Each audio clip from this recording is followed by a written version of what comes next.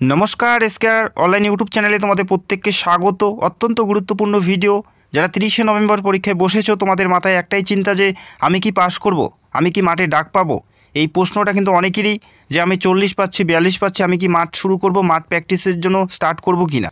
এবং প্রথমে জানাচ্ছি এই বছর অন্য বছরের তুলনামূলকভাবে অনেকটাই কম কাট অফ যাবে, অনেকটাই কম কাট অফ যাবে অন্য বছরের তুলনামূলকভাবে। তো ভিডিওটি দেখো সেফ স্কোর কত, এই বছরের জন্য সেফ স্কোর কত, কোশ্চেন অনুযায়ী সেফ স্কোর কত হওয়া উচিত এই বছরের জন্য, সেটা আমি তোমাদের category wise SC ST OBC প্রত্যেকেরই আমি জানাবো। তো ভিডিওটি দেখো, যেহেতু মাঠ বেশি দিন নেই সেক্ষেত্রে তোমাদের এখন থেকে প্রিপারেশন নিতে হবে। ছেলেদের 1600 মিটার 6 মিনিট 30 সেকেন্ডে, মেয়েদের 800 মিটার 4 মিনিটে। যদি প্রিপারেশন না নাও সেক্ষেত্রে তোমরা মাঠ কমপ্লিট করতে পারবে না। তো ভিডিওটি দেখো, তোমাদের সেফ স্কোরগুলো আমি ক্যাটাগরি ওয়াইজ জানাচ্ছি। তো যদি তোমাদের এই নাম্বার থাকে সেক্ষেত্রে তোমরা মাঠ স্টার্ট করে দিতে পারো।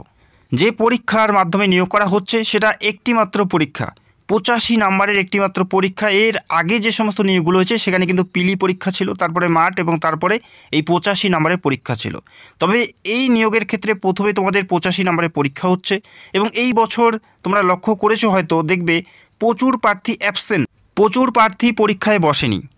পাশাপাশি দেখো কাট অফগুলো, আমরা যদি বিগত বছরের কাট অফগুলো দেখি 2016, 18, 19, 20, তো তোমরা দেখতে পাচ্ছ কাট অফগুলো 2016তে অনেক বেশি, 2018তে আবার কমে গেছে, ঠিক একইভাবে 2020তে আবার বেড়ে গেছে। এই কাট অফগুলো বেড়ে যাওয়ার কারণ হচ্ছে ভ্যাকেন্সিসের উপর এবং কোশ্চেনের উপর অনেকটাই নির্ভরশীল। এই বছরের কোশ্চেন পেপার অনেকটাই স্ট্যান্ডার্ড লেভেলের ছিল, একদমই এভারেজ বা মডারেটেড বা ইজি বলা যাবে না, স্ট্যান্ডার্ড লেভেলের কোশ্চেন তোমাদের ছিল। তো এবছর অনেকটাই কাট অফ কম যাবে। তো ভিডিওটি দেখো ক্যাটাগরি ওয়াইজ আমি তোমাদের জানাবো সেফ স্কোর কতর মধ্যে থাকলে তোমাদের মাঠ শুরু করা উচিত এখন থেকেই, কেননা বেশি দিন কিন্তু মাঠের জন্য নেই। এবং তোমরা বিগত বছরের কাট অফগুলো অনস্ক্রিন দেখতেই পাচ্ছ।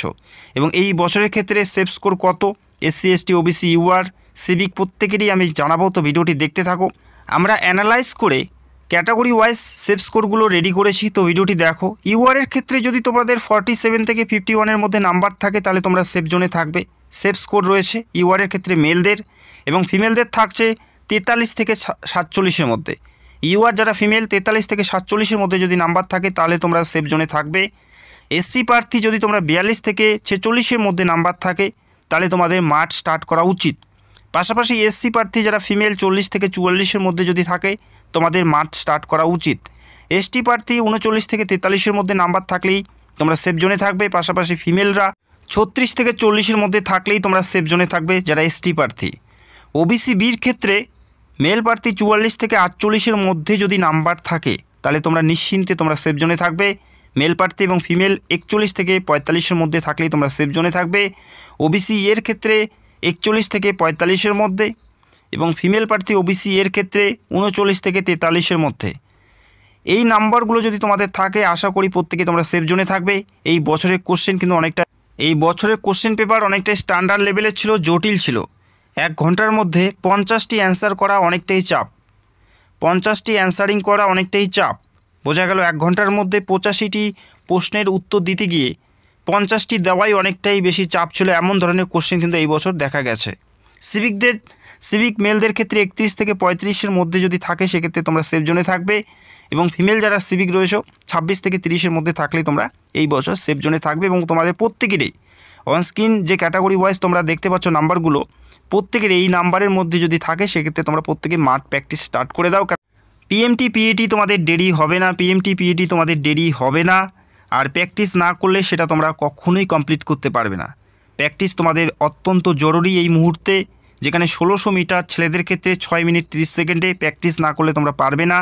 ফিমেলদের ক্ষেত্রে 800 মিটার তোমাদের কমপ্লিট করতে হবে 4 মিনিটে। তো তোমরা যদি প্র্যাকটিস না করো সেক্ষেত্রে তোমরা কিন্তু এই যে ক্রাইটেরিয়া সেটা কিন্তু তোমরা ফুলফিল করতে পারবে না। বোঝা গেল? তো এই নাম্বারগুলো যদি থাকে সেক্ষেত্রে তোমরা প্রিপারেশন স্টার্ট করে দাও মাঠের জন্য। এখন সময় মুখে যখন তোমরা পাস করে যাবে, সময় মুখে প্র্যাকটিস করলে কিন্তু তোমরা মাঠ কমপ্লিট করতে পারবে না। তোমরা কোন ক্যাটাগরি থেকে বিলং করো, তোমরা কতর মধ্যে অ্যান্সারিং করেছো, তোমাদের প্রাপ্ত নাম্বার কত, অবশ্যই কমেন্ট করে জানাবে। এবং চ্যানেলে নতুন হলে চ্যানেলটাকে সাবস্ক্রাইব করে রাখবে। WBP তথা সারা পশ্চিমবঙ্গের সমস্ত চাকরির আপডেট এই চ্যানেলে নিয়মিত দেওয়া হয়, চ্যানেলটাকে সাবস্ক্রাইব করে রাখবে। এবং শেষ মুহূর্তে আমি তোমাদের আরও একবার জানাচ্ছি ফিজিক্যাল মেজারমেন্ট এবং ফিজিক্যাল এফিসিয়েন্সি টেস্ট কী থাকবে অনেকেই জানে না এখনও, অনেকেই কমেন্ট করে। তো যার কারণে কিন্তু এই বিষয়টা আমি এই ভিডিওতে অ্যাড করে নিলাম। যেখানে দেখো এখানে অ্যাপ্লাই করার জন্য মেল প্রার্থীদের হাইট থাকতে হবে 167 সেন্টিমিটার। এটা কিন্তু মিনিমাম, এর থেকে কম হলে তোমরা কিন্তু এখানে কোয়ালিফাই করতে পারবে না। 167 সেন্টিমিটার মিনিমাম হাইট। পাশাপাশি ওজন থাকতে হবে 57 কেজি, ওজন থাকতে হবে 57 কেজি। 167 সেন্টিমিটার হাইট এবং ওজন থাকতে হবে 57 কেজি এবং চেস্ট থাকতে হবে 78 থেকে 83 সেন্টিমিটার। 78 সেন্টিমিটার নর্মালি এবং ফুলিয়ে 83 সেমি করতে হচ্ছে অল প্রার্থীদের ক্ষেত্রে মেলদের, ঠিক আছে। এবং গোর্খা, গারোয়ালিস, রাজবংশী এবং সিটুল ট্রাইব যারা রয়েছে তাদের ক্ষেত্রে দেখো, তাদের ক্ষেত্রে হাইট থাকতে হবে 160 সেন্টিমিটার, 160 সেন্টিমিটার থাকতে হচ্ছে যারা গোর্খা, গারোয়ালিস, রাজবংশী এবং সিটুল ট্রাইব। বোঝা গেল?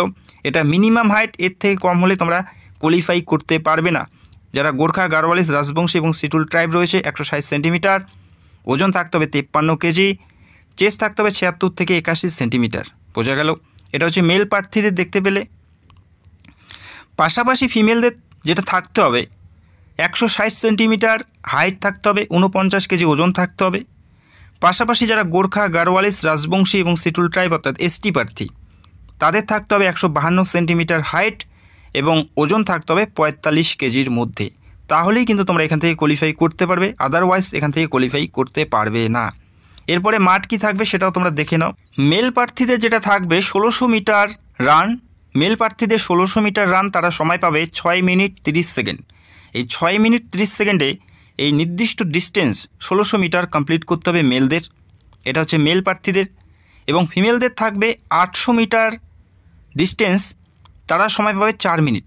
ফিমেলদের 800 মিটার 4 মিনিট এবং মেলদের 1600 মিটার 6 মিনিট 30 সেকেন্ড। এখানে ফার্স্ট সেকেন্ডের কোনো ব্যাপার নেই, এই নির্দিষ্ট সময়ের মধ্যে ডিস্টেন্সটা কমপ্লিট করলেই, ক্লিয়ার করলেই তোমরা কোয়ালিফাই করতে পারবে, ঠিক আছে। এটা তোমাদের মাঠ। তবে পিএমটি পিএটি তোমাদের দেরি হবে না, পিএমটি পিএটি তোমাদের দেরি হবে না। আর প্র্যাকটিস না করলে সেটা তোমরা কখনোই কমপ্লিট করতে পারবে না। প্র্যাকটিস তোমাদের অত্যন্ত জরুরি এই মুহূর্তে, যেখানে 1600 মিটার ছেলেদের ক্ষেত্রে 6 মিনিট 30 সেকেন্ডে প্র্যাকটিস না করলে তোমরা পারবে না। ফিমেলদের ক্ষেত্রে 800 মিটার তোমাদের কমপ্লিট করতে হবে 4 মিনিটে। তো তোমরা যদি প্র্যাকটিস না করো সেক্ষেত্রে তোমরা কিন্তু এই যে ক্রাইটেরিয়া সেটা কিন্তু তোমরা ফুলফিল করতে পারবে না। বোঝা গেল? তো এই নাম্বারগুলো যদি থাকে সেক্ষেত্রে তোমরা প্রিপারেশন স্টার্ট করে দাও মাঠের জন্য। এখন সময় মুখে যখন তোমরা পাস করে যাবে, সময় মুখে প্র্যাকটিস করলে কিন্তু তোমরা মাঠ কমপ্লিট করতে পারবে। তোমরা কোন ক্যাটাগরি থেকে বিলং করো, তোমরা কতর মধ্যে অ্যান্সারিং করেছো, তোমাদের প্রাপ্ত নাম্বার কত, অবশ্যই কমেন্ট করে জানাবে। এবং চ্যানেলে নতুন হলে চ্যানেলটাকে সাবস্ক্রাইব করে রাখবে। WBP তথা সারা পশ্চিমবঙ্গের সমস্ত চাকরির আপডেট এই চ্যানেলে নিয়মিত দেওয়া হয়, চ্যানেলটাকে সাবস্ক্রাইব করে রাখবে আর ভিডিওতে অবশ্যই একটি লাইক করে দেবে। Thank you so much.